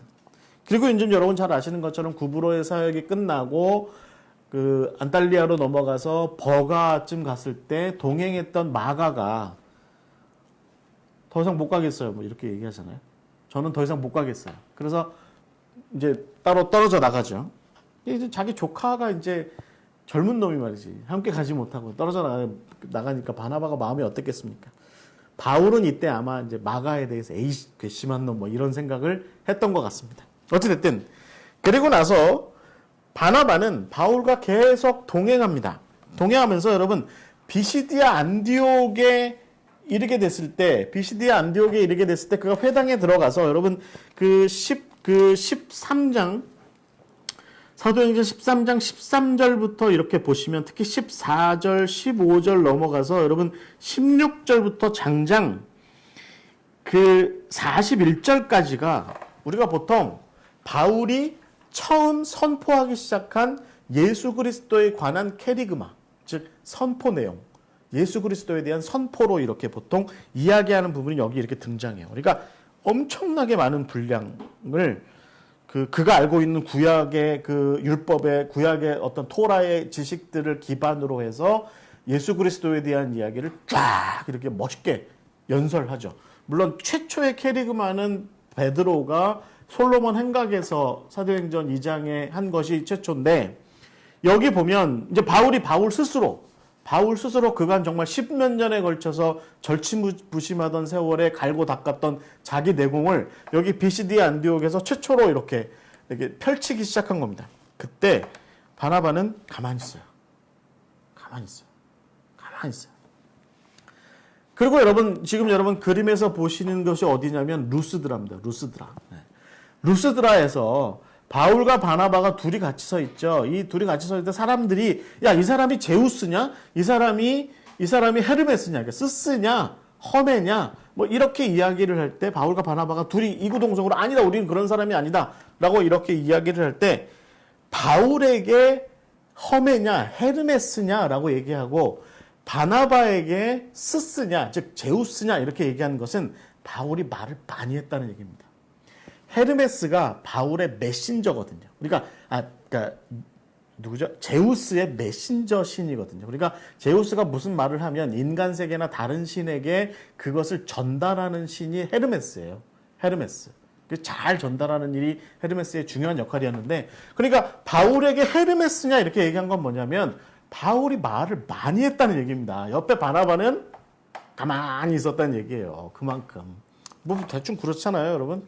인생사에서 내가 저도 이렇게 앉아서 말 좀 하는 사람 축에 끼어 들어가는데 저도 그래요. 저도 누가 저보다 말 잘하잖아요. 그럼 좀 가만히 있습니다. 좀 당연히 그게 인지상정이죠. 그게 당연한 이치죠. 그래서 여러분 비시디아 안디옥과 이고니온 루스드라를 거쳐가면서 바울이 점점 이제 말이 많아지게 돼요. 이때 누가가, 그러니까 이 사도행전을 기록한 누가가 표현을 절묘하게 합니다.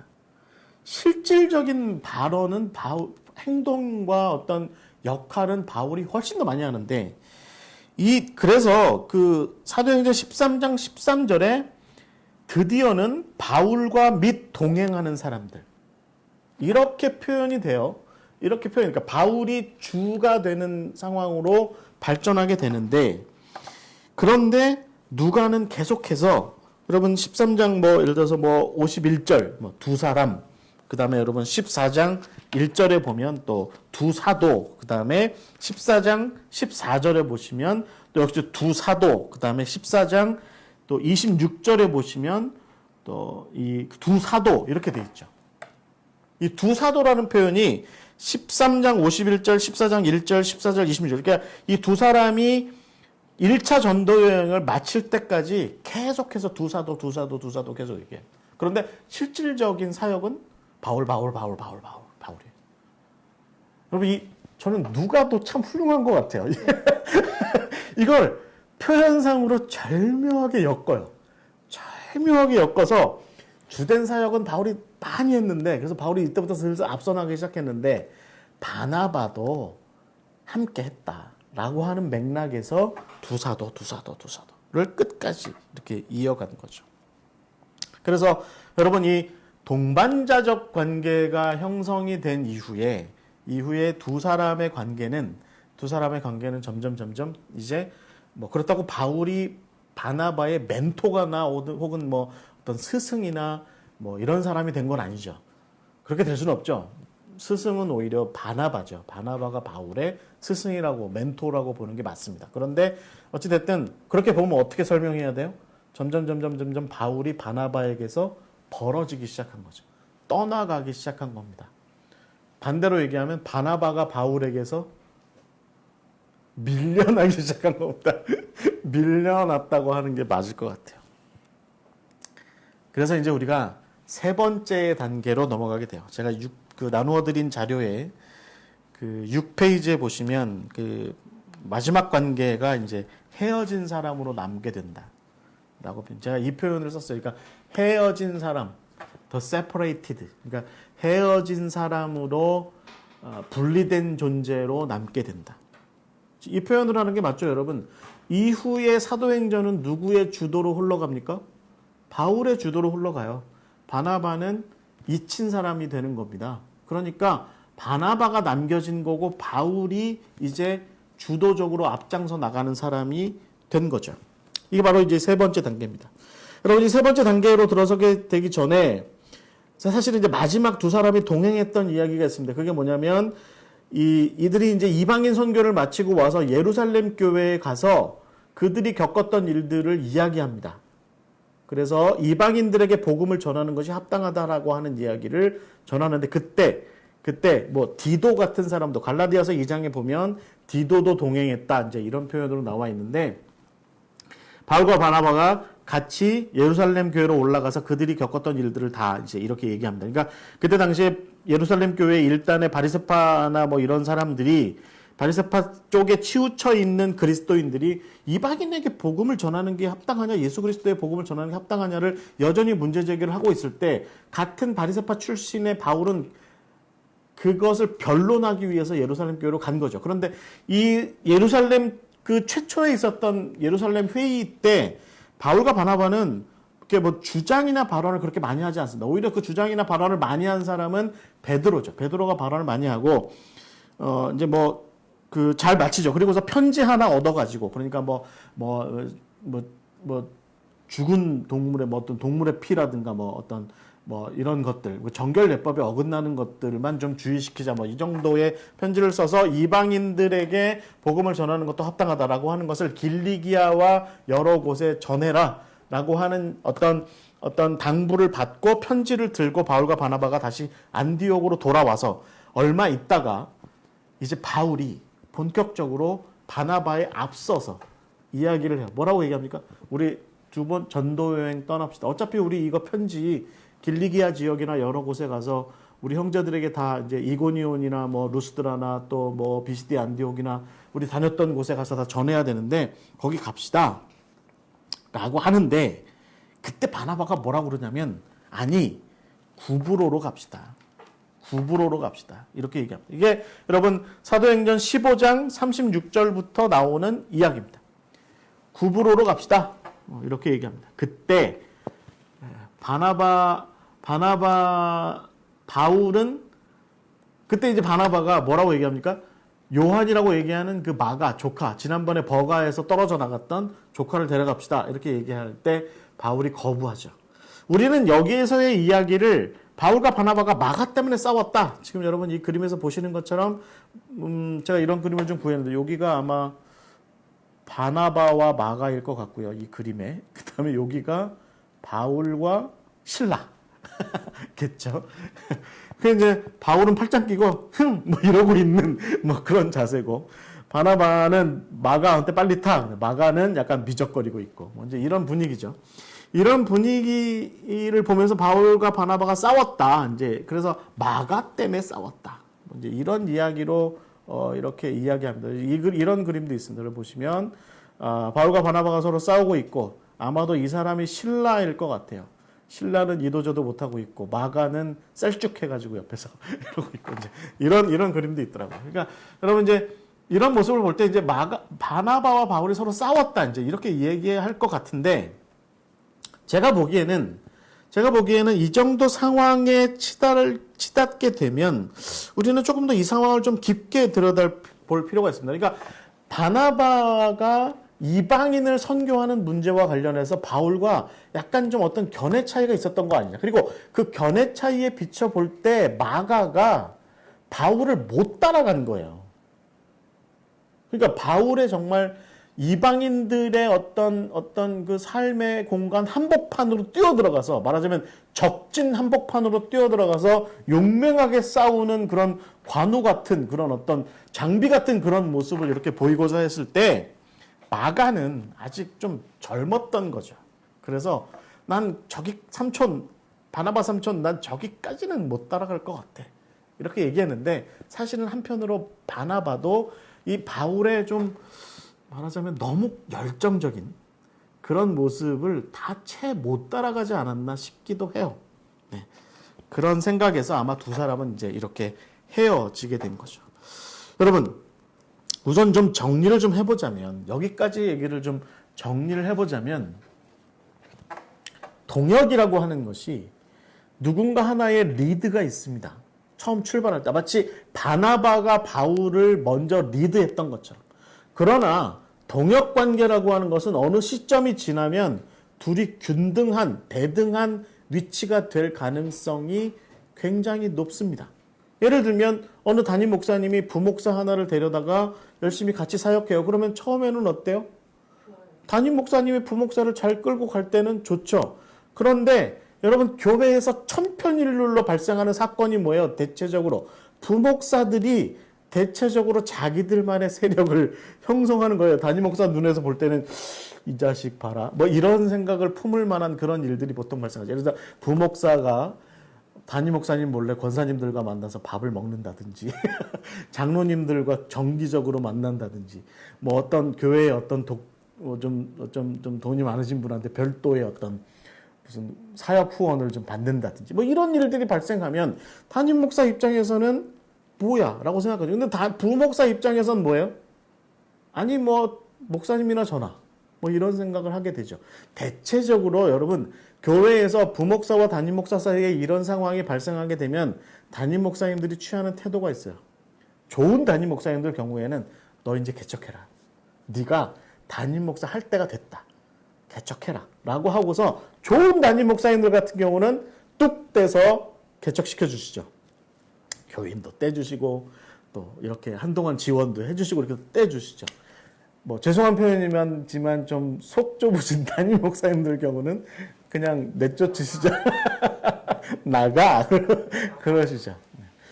그게 여러분 바나바와 바울 사이에도 얼마든지 벌어질 법했던 그런 상황이었습니다. 그러니까 바나바의 어떤 초대교회 안에서의 역할의 어떤 한계로 놓고 볼 때 이 사람은 예루살렘 교회도 겪었고 안디옥 교회도 겪었잖아요. 그러니까 유대인들이 메인이 된 상태에서 이방인들이 들어와서 어느 정도 섞이는 것에 대해서 좀 말하자면 편안하게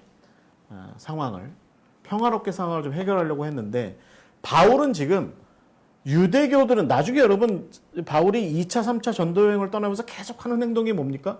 유대인들의 회당에 들어갔다가 쫓겨나서 발을 떨죠.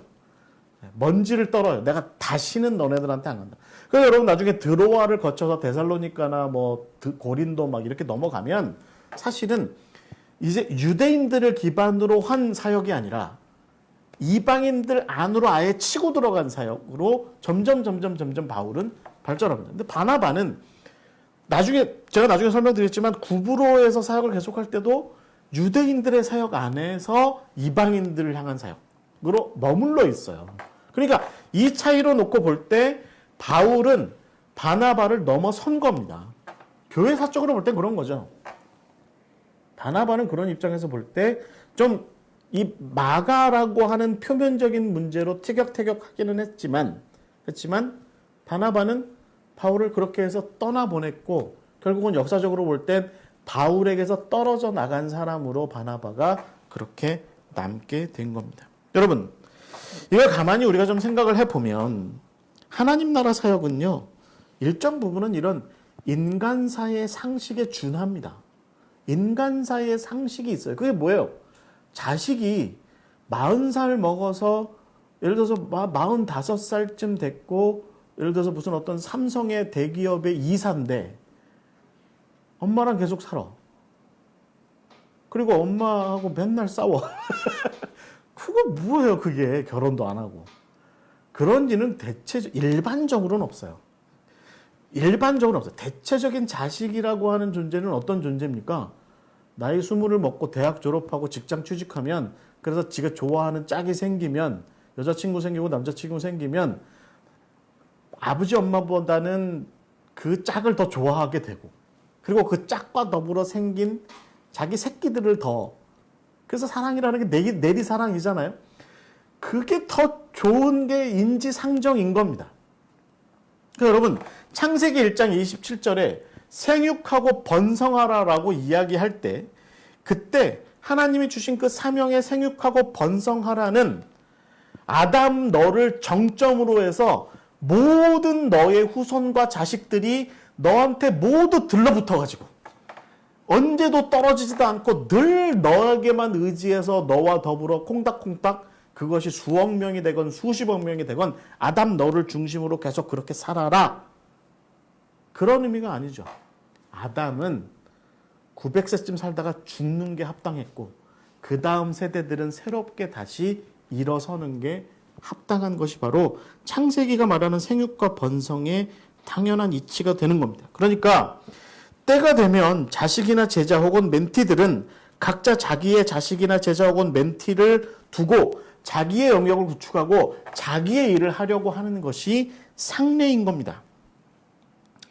바울은 바나바의 멘티였죠. 그러니까 바나바가 멘토였고 바울이 멘티였죠. 그런데 이제 정한 때가 되어서 바울은 그만의 길을 가게 되었고 바울과 바나바의 동역은 사도행전 15장이 거기가 끝이었던 것입니다. 여러분 기독교 역사에서 볼 때 여러분 이 그림 보세요. 제가 이런 그림도 다니더라고요. 두루 파이팅 했다. 이러는 거죠. 많은 담임 목사님들과 부목사님들, 전도사님들 이 그림을 좀 가만히 보세요. 파이팅 하는 관계, 서로 대립하는 관계. 우리가 이게 이제 이게 나쁜 거다. 이렇게 쉽게 생각해요. 그렇죠? 교회는 화평해야지 말이야. 교회가 하나가 돼야지. 일치해야지. 그러면 대체적으로 그 일치의 패턴은 어떻게 발생합니까? 현존하시는 담임 목사님 중심으로 일치하는 게 맞는 얘기입니다. 그런데 그 밑에서 이제 한참 커나가면서 자기의 역량을 키워나가고 자기의 땅끝, 예수님의 표현에 의하면 자기만의 땅끝으로 나아가려고 하는 그 의지를 가지고 있는 바울 같은 부교육자의 입장에서 볼 때는 담임 목사님과 이 대립각이 형성이 되는 이 문제가 어떻게 보면 자연스러운 것일 수 있다라는 것입니다. 이견이 있을 수는 있어요. 이견이. 그런데 멘토의 입장에서는 멘티가 스스로의 영역으로 잘 개척해서 떠나갈 수 있도록 하는 것. 그 다음에 멘티의 입장에서는 멘토가 이제 저 정도의 한계 안에서 머물러 계시는구나. 바나바처럼 구브로의 한계 안에서 머물러 계시는구나. 라는 생각을 하는 그런 마음을 품고 그래도 저분이 나한테는 참 좋은 멘토였어. 라고 생각하는 게 합당합니다. 자식이 참 부모보다 더 넓은 세상을 사는 게 합당해요. 그렇죠? 그런데 그 자식이 부모님이 나보다 좁은 세상을 사셨다고, 이제껏 나보다 좁은 세상을 사셨다고, 당신은 죄송한 표현이지만 쫌팽이야 뭐 이렇게 얘기하고, 당신은 너무 좁아 라고 얘기하고 무시하고 말이지, 그러면 됩니까? 그렇지 않아요. 그 좁은 세상을 사신 그 어르신은 그만큼의 좁은 세상 안에서의 또 다른 깊이라는 게 있어요. 넓지는 않죠, 자기보다. 그러니까 이런 부분들이 아마 바울과 바나바 사이에 충분히 있었을 수도 있겠다라는 생각을 가져보고, 우리가 바울과 바나바를 이런 관계 안에서 다시 들여다 봐야 될 것 같습니다. 흥미로운 것은요, 바울이 나중에 이제 이 2차 전도 여행 때 이제 저쪽 어디야, 비두니아 뭐 아시아 뭐 이런 데로 가보려고 하는데 끝내 못 가죠. 그래서 지난번에 우리 김덕진 목사님도 지도를 통해서 잘 이렇게 설명하셨는데, 그 비두니아와 아시아 중간 라인에 있는 게 무시아거든요. 무시아 끝자락에 있는 게 드로아입니다. 드로아, 알렉산드리아 드로아. 이 드로아에 가서 거기에서 이제 마케도니아를 바라본 거죠. 그리스를 바라보고 유럽을 바라본 겁니다. 그래서 전혀 새로운 사역지로 넘어가게 되는 거죠. 그렇게 이제 이 사람은 이제 점점 이방인의 사역지로 이제 흘러가게 되는데, 그런데 여러분 고린도전서 9장, 그러니까 바울이 나중에 3차 전도여행 때 에베소쯤에 이르러서 거기서 이제 뭐 드란노 뭐 그런 일들도 있고, 뭐 일설에 의하면 그 사람 거기서 감옥에 갇혔다고 하죠. 우리 김덕진 목사님 바울의 감옥을 찾는 게 지금 이제 바울의 감옥을 좀 가보시는 게 감옥이었다고 얘기하는 그 예전에 항구 옆에 쪽에 이렇게 있었다고 하는데, 저도 좀 따라가 볼까 지금. 근데 하여튼 거기 갇혀 있었다고 하죠. 그러면서 이제 고린도서를 쓰게 되는데, 이 고린도서서 9장에 보면 이 자비랑 사역, 자기가 자비랑 사역을 하는 것에 대해서 이야기할 때 바나바를 걸고 넘어져요. 그때 나와 바나바가 자비량으로 사역하는 것에 대해서 너희들이 이러쿵저러쿵 말을 많이 하는데 우리는 그렇게 하는 게 합당하다고 생각한다라고 하는 이야기를 고린도전서 9장 6절부터 12절 사이에 이렇게 이야기를 합니다. 그러니까 여러분, 이렇게 보면 바울은 바나바를 잊었던 것은 아니에요. 잊었던 것은 아닙니다. 바나바가 그에게 보여주었던 그 모습들을 잘 이렇게 이어받았고, 그는 바나바를 늘 생각했습니다. 그리고 나중에 여러분, 마가에 대해서 골로새서에 보면 바나바의 생질 마가 이런 표현이 있거든요. 그 마가를 좀 나한테 데려와라 뭐 이런 표현도 나중에 나와요. 그런 표현들을 다 놓고 볼 때 마가랑도 화해를 해요. 그리고 마가를 정말 자기 사역에 굉장히 중요한 역할을 하는 사람으로 세우게 되죠. 특히 60년대 이후에 바울이 이제 로마로 가서 체포당하고 뭐 거기 감옥에 있고 뭐 그렇게 됐을 때 그런 일들이 있게 되죠. 그러니까 이 바나바 집안과 바울은 우리가 생각하는 것처럼 한 번 끝장이면 영원한 끝장, 뭐 우리식 표현으로 치면 당신이 가는 천국 나는 안 갈 거야. 주여 저에게 별도의 천국을 허락하여 주시옵소서. 뭐 이렇게 기도하는 그런 식의 헤어짐은 아닌 거야. 그러니까 바울과 바나바는 나중에 얼마든지 다시 서로 서로 교류했고 만납니다. 물론 여러분 골로새서 2장에 나오는 바울이 바나바를 질책하는 사건들도 있고 해요. 네, 그런 일들도 있기도 하지만 그러나 3차 전도 여행쯤 넘어가면 이 바울이 바나바와 더불어서 계속해서 어떤 대립도 있지만 서로 조화롭게 하나가 되는 그런 모습들도 계속 이렇게 나타나고 있다라고 하는 생각을 여러분 우리가 함께 좀 나눴으면 좋겠습니다. 이후에 바나바가 사도행전에서 이제 잊혀진 존재로 있게 되죠. 그러나 여러분 기독교 역사는 바나바를 그렇게 잊지는 않았습니다. 기독교 전통에 의하면 바나바는 구브로에 가서 이제 사역하죠. 아까 그 사도행전 13장에 나와 있는 것처럼 마가와 더불어 구브로 가서 사역하고 그곳에서 사역하는 게 꽤 오래 사역했던 것 같아요. 그리고 나중에 이 바나바는 안디옥 으로 왔다 갔다 하기도 했던 것 같아요. 그래서 갈라디아서 2장에서 바울이 2차 전도 여행을 마치고 왔을 때 베드로와 바나바가 함께 있을 때의 그 일들을 그렇게 기록한 걸로 봐서는 아마도 뭐 40년, 50년대를 넘어서면서 바나바는 안디옥과 구브로를 계속해서 왔다 갔다 했던 것 같습니다. 그리고 무엇보다 여러분 제가 조금 전에 말씀드린 것처럼 고린도전서 9장의 이야기, 그러니까 주전 55년, 주후 55년, 56년에 바울이 고린도서를 썼을 법했던 그 시점에 바나바가 계속 살아 있었을 거다라고 이제 이렇게 보는데, 그 이후에 마가가 바울의 부름을 받아서 로마로 갔을 때, 그러니까 63년에서 65년 사이쯤 되면 아마도 바나바는 이 전에 순교했을 거라고 봅니다. 순교했을 거라고 봐요. 그래서 그 바나바가 행전이 있습니다. 바나바 행전이 있는데, 이게 이제 위서로 남아 있죠. 바나바 행전에 보면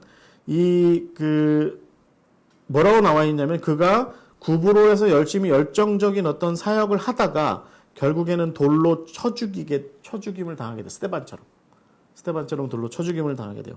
그 바나바 행전에 의하면 이렇게 목에 이렇게 밧줄이 감겨져 가지고 이렇게 교수형 당하듯이 이렇게 목을 밧줄로 묶어서 끌고 나가서 돌로 쳐 죽이고, 그리고 그 시체를 내던진 다음에 그 시체를 불로 태웠다. 뭔지 이런 표현이 있습니다.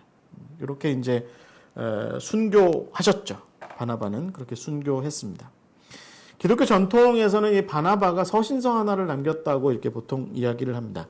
그래서 물론 이제 바나바 서신서가 나중에 이제 바나바의 사람들에 의해서 좀 이렇게 첨부되고 첨삭된 그런 경향은 좀 있기는 하지만, 그러나 기독교 1세기 후반과 2세기 초반에 걸쳐서 교회가 이렇게 로마 사회에 확장되어 가는 중에 바나바 서신서도 다른 복음서들이나 뭐 이런 어떤 서신서들 마냥 굉장히 어떤 초대교회 사람들한테 어떤 중요한 역할을 했는데, 이 바나바 서신서가 유대인 그리스도인들을 향해서 초점을 좀 맞춘 경향이 있습니다. 그리고 이제 18장 바나바 서신서, 제가 이 바나바 서신서를 다운로드를 받았어요.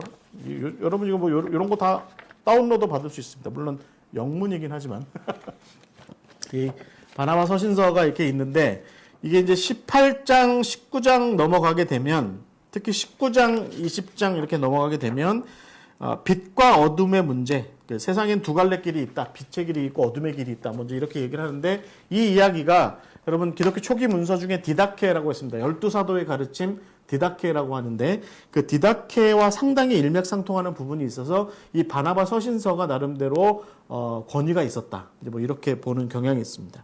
그래서 이제 이런 서신서도 남겨서 특히 유대인 그리스도인들에게 겨냥한 이 서신서까지 남겨서 나중에 이제 터툴리안 같은 사람들은 바나바가 사실은 히브리서도 썼을 거다. 히브리서가 여러분 유대인 그리스도인을 위해서 쓴 책이 편지잖아요. 그래서 바나바가 아마도 히브리서도 썼을 거다. 이제 이런 이야기를 합니다. 여러분 이 모든 게 뭘 얘기하겠습니까? 바나바는 이방인의 사역에 어느 정도 관심도 있었지만, 그러나 유대인을 기반으로 한 이방인 사역, 이게 바나바의 사실은 사역의 대략이었던 거죠. 바울은 점점 유대인에게서 멀어져서 이방인에게로 점점 이렇게 흘러갔고, 네. 그러나 뭐 바울이 유대적 배경을 무시한 건 아니었죠. 뭐 충분히 계속해서 잘 드러나는 얘기죠. 자, 어찌됐든 중요한 건 바나바가 이제 이렇게 나중에 이제 그 기독교 초기 역사에 굉장히 중요한 역할들을 잘 했던 사람, 그리고 그 초기의 사역의 상당 부분이 바울과 동역했던 부분이 있었다. 이제 이렇게 이야기할 수 있을 것 같아요. 여러분 이게 회자되는 그 문서들 중에 수데피그라파라는, 그러니까 이제 위서들이 있습니다. 위서들. 그 중에 대표적인 게 이제 바나바 복음서가 있어요. 여러분 이 바나바 복음서는 조심해서 읽으시기 바랍니다. 바나바 복음서를 접하시게 되거든 조심해서 읽으십시오. 왜냐하면 이 바나바 복음서는 그 에비온주의적인 경향이라든가 굉장히 유대적인 히브리적인 경향, 그 다음에 나중에 이슬람의 영향에 의해서 많이 편집된 그런 문서입니다. 그래서 이슬람 쪽에서 예수님을 선지자로 보죠. 선지자의 한 사람으로 보죠. 그래서 그 관점에서 이 예수님에 대한 이야기를 다룬 책이 바나바 복음서입니다. 바나바가 쓴 건 아니고요. 그래서 이게 지금도 이제 문서로 남아 있죠. 그래서 혹시 뭐 이것에 대해서 접하시게 되면 네, 그렇게 좀 이해하시면 좋을 것 같습니다. 자, 여러분, 바나바 어떤 사람으로 보이세요? 저 좀 정리를 좀 하겠습니다. 바나바 착한 사람, 신실하고 성령 충만했던 사람, 그리고 그 집안 대대로 경제적인 이득에 많이 천착해 있었지만 그러나 결국 예수님을 만난 이후에 자기 재산을 헌납하면서까지 교회를 위해서 충성했던 사람, 그리고 무엇보다 교회 안에서 더불어 함께 사역하는 것을 중요하게 여겼던 사람, 그런 가운데 좋은 인재가 있으면 잘 또 발굴할 줄 알았던 사람, 또 그런 사람들을 잘 또 떠나보낼 줄, 그만의 사역의 자리로 떠나보낼 줄도 알았던 사람, 그 사람이 바로 바나바입니다. 제 기억에 메테오라에 가면, 그리스의 메테오라에 가면 이런 그림이 있어요. 바울과 바나바래요. 굳이 붙여놨죠. 아까 그림은 서로 제가 이제 찾은 그림 중에 서로 권투장갑 끼고 서로 이렇게 대립각을 세우는 모습인데 이건 굳이 붙여놨죠. 제가 이거를 메테오라에서 본 기억이 있어요. 제가 뭐 이 그림의 출처는 제가 살피진 않았습니다. 이 그림을 따올 때. 근데 제가 메테오라에서 본 기억이 있어요. 근데 중요한 것은 이 두 사람을 이렇게까지 그린 이유가 뭐겠습니까? 두 사람 사이 좋다 원래. 이걸 기독교 전통이 계속 강조하고 싶은 거예요. 뭐 학자들 간에 혹은 어떤 사람들 사이에 굳이 이 바나바와 바울을 갈라놓고 싶어가지고 그런 분들은 꼭 자기 교회도 분열시키실 줄 믿습니다. 그런데 바나바와 바울을 분리시키지 않고 가능한 이 둘이 결국은 복음을 위해서, 교회를 위해서 서로 끝끝내는 존중했다. 그리고 서로 끝끝내는 서로 잘 협력했던 사람들이다. 안디옥 교회를 중심으로 해서 그런 맥락으로 본다면 바울과 바나바의 사도행전 13장에 나와 있는 그 싸웠다라고 하는 그 표현에 대해서 우리가 조금 발전적으로 이해할 수 있지 않을까. 그 동역 관계를 발전적으로 이해할 수 있지 않을까라는 생각을 가져봅니다. 중요한 건 바울에게는 바나바가 있었어요. 그를 알아주는, 그 바울의 진가를 알아주는 바나바가 있었습니다. 여러분, 사역하시는 중에, 살아가시는 중에, 그냥 뭐 꼭 굳이 사역까지는 아니어도 인생 살아가시는 중에 여러분의 지음, 여러분의 가치를 알고, 여러분의 뜻을 알고, 여러분이 말하고자 하는 것을 알고, 여러분이 뜻하는 바를 알고, 여러분이 하고자 하는 것을 아는 그 지음, 바나바 같은 그런 동역자, 그런 친구가 있으십니까? 복 받으신 줄 아시기 바랍니다. 복 받으신 줄 아시기 바랍니다. 그리고 더불어서 그렇게 잘 알던 사이라도 결국에는 하나님의 뜻 가운데에서 서로 사역이 갈라질 수 있다. 그리고 뭐 그것으로 인해서 교회 공동체도 갈라질 수 있다. 교회가 갈라지는 것이 반드시 나쁜 것만은 아니다. 그런 부분에서. 그래서 그런 생각들을 좀 가져보면서 오늘 바나바의 이야기 함께 나누어 보았습니다. 다음 주에는 제가 그 신라, 통일신라, 백제 고구려신라 말고 신라, 바울의 두 번째 여행을 동행했던 동역자 신라에 대해서 함께 이야기를 나누어 보고자 합니다. 오늘 함께 해주셔서 감사드리고요. 혹시 뭐 질문이나 뭐 이런 것들이 있으시면, 네. 어떻게 해야 되지? 저희가 카톡이 있습니다. 카톡방. 네. 제가 이 영상이 떠 있는 밑에 나도 수요 성경 공부 카톡방에 좀 들어오고 싶습니다라고 생각되시는 분들은 이렇게 신청을 하시면 저희가 카톡방으로 이렇게 신청을 해드리면 저희가 이렇게 사실은 이 성경 공부를 하는 자료가 있거든요. 네. 그냥 영상만 보시는 분들은 제 얘기를 그냥 들으시면 그냥 그렇게 끝나시는 거고요. 근데 이 자료를 저희가 나눠드려요. 이 자료를 좀 보시길 원하시는 분들은 저희 카톡방에 들어오시는 분에 한해서만 자료를 배포해 드립니다. 그래서 자료를 좀 함께 보시길 원하시면 카톡방에 저 좀 들어오길 원합니다라고 하시고 저나 우리 뭐 사역자들의 안내를 좀 받으시면 되겠습니다. 이 영상은 며칠 안에 저희 토비아 채널, 유튜브의 토비아 채널에 영상이 올라가니까요. 네, 거기에서도 뭐 여러 가지 의견을 좀 말씀하시면 될 것 같습니다. 자, 오늘 성경 공부 이렇게 마치도록 하겠습니다. 감사합니다. 잠깐 기도하고 마치겠습니다. 하나님 감사합니다. 오늘도 우리에게 말씀으로 함께 하심을 감사드립니다. 오늘 우리가 바나바를 배웠습니다. 그의 착한 성품, 그의 신실했고 또 그가 성령 안에서 교회를 위해서 합당하게 행동했던 그런 모습들을 보았습니다. 그러면서 더불어 그의 또 인간적인 모습들도, 바울과 더불어 인간적인 모습들도 보았습니다. 주님, 우리가 주님 안에서, 주 뜻 안에서 하나님의 나라가 펼쳐져 가는 이 역사의 흐름 가운데에서 우리의 마땅한 합당한 길을 찾아갈 수 있도록 인도하시고, 그런 가운데 주님, 우리가 협력하고 동역하는 귀한 은혜도 나눌 수 있도록, 그런 가운데 복을 누릴 수 있도록 주여 함께하여 주시옵소서. 나를 알아주고 나를 이해해주는, 그를 알고 그를 이해해주는 동역관계, 그 아름다운 관계가 우리 교회 안에 풍성하게 일어날 수 있도록 주여 함께하여 주시옵소서. 예수 그리스도의 이름으로 기도하옵나이다. 아멘. 감사합니다. 마치겠습니다.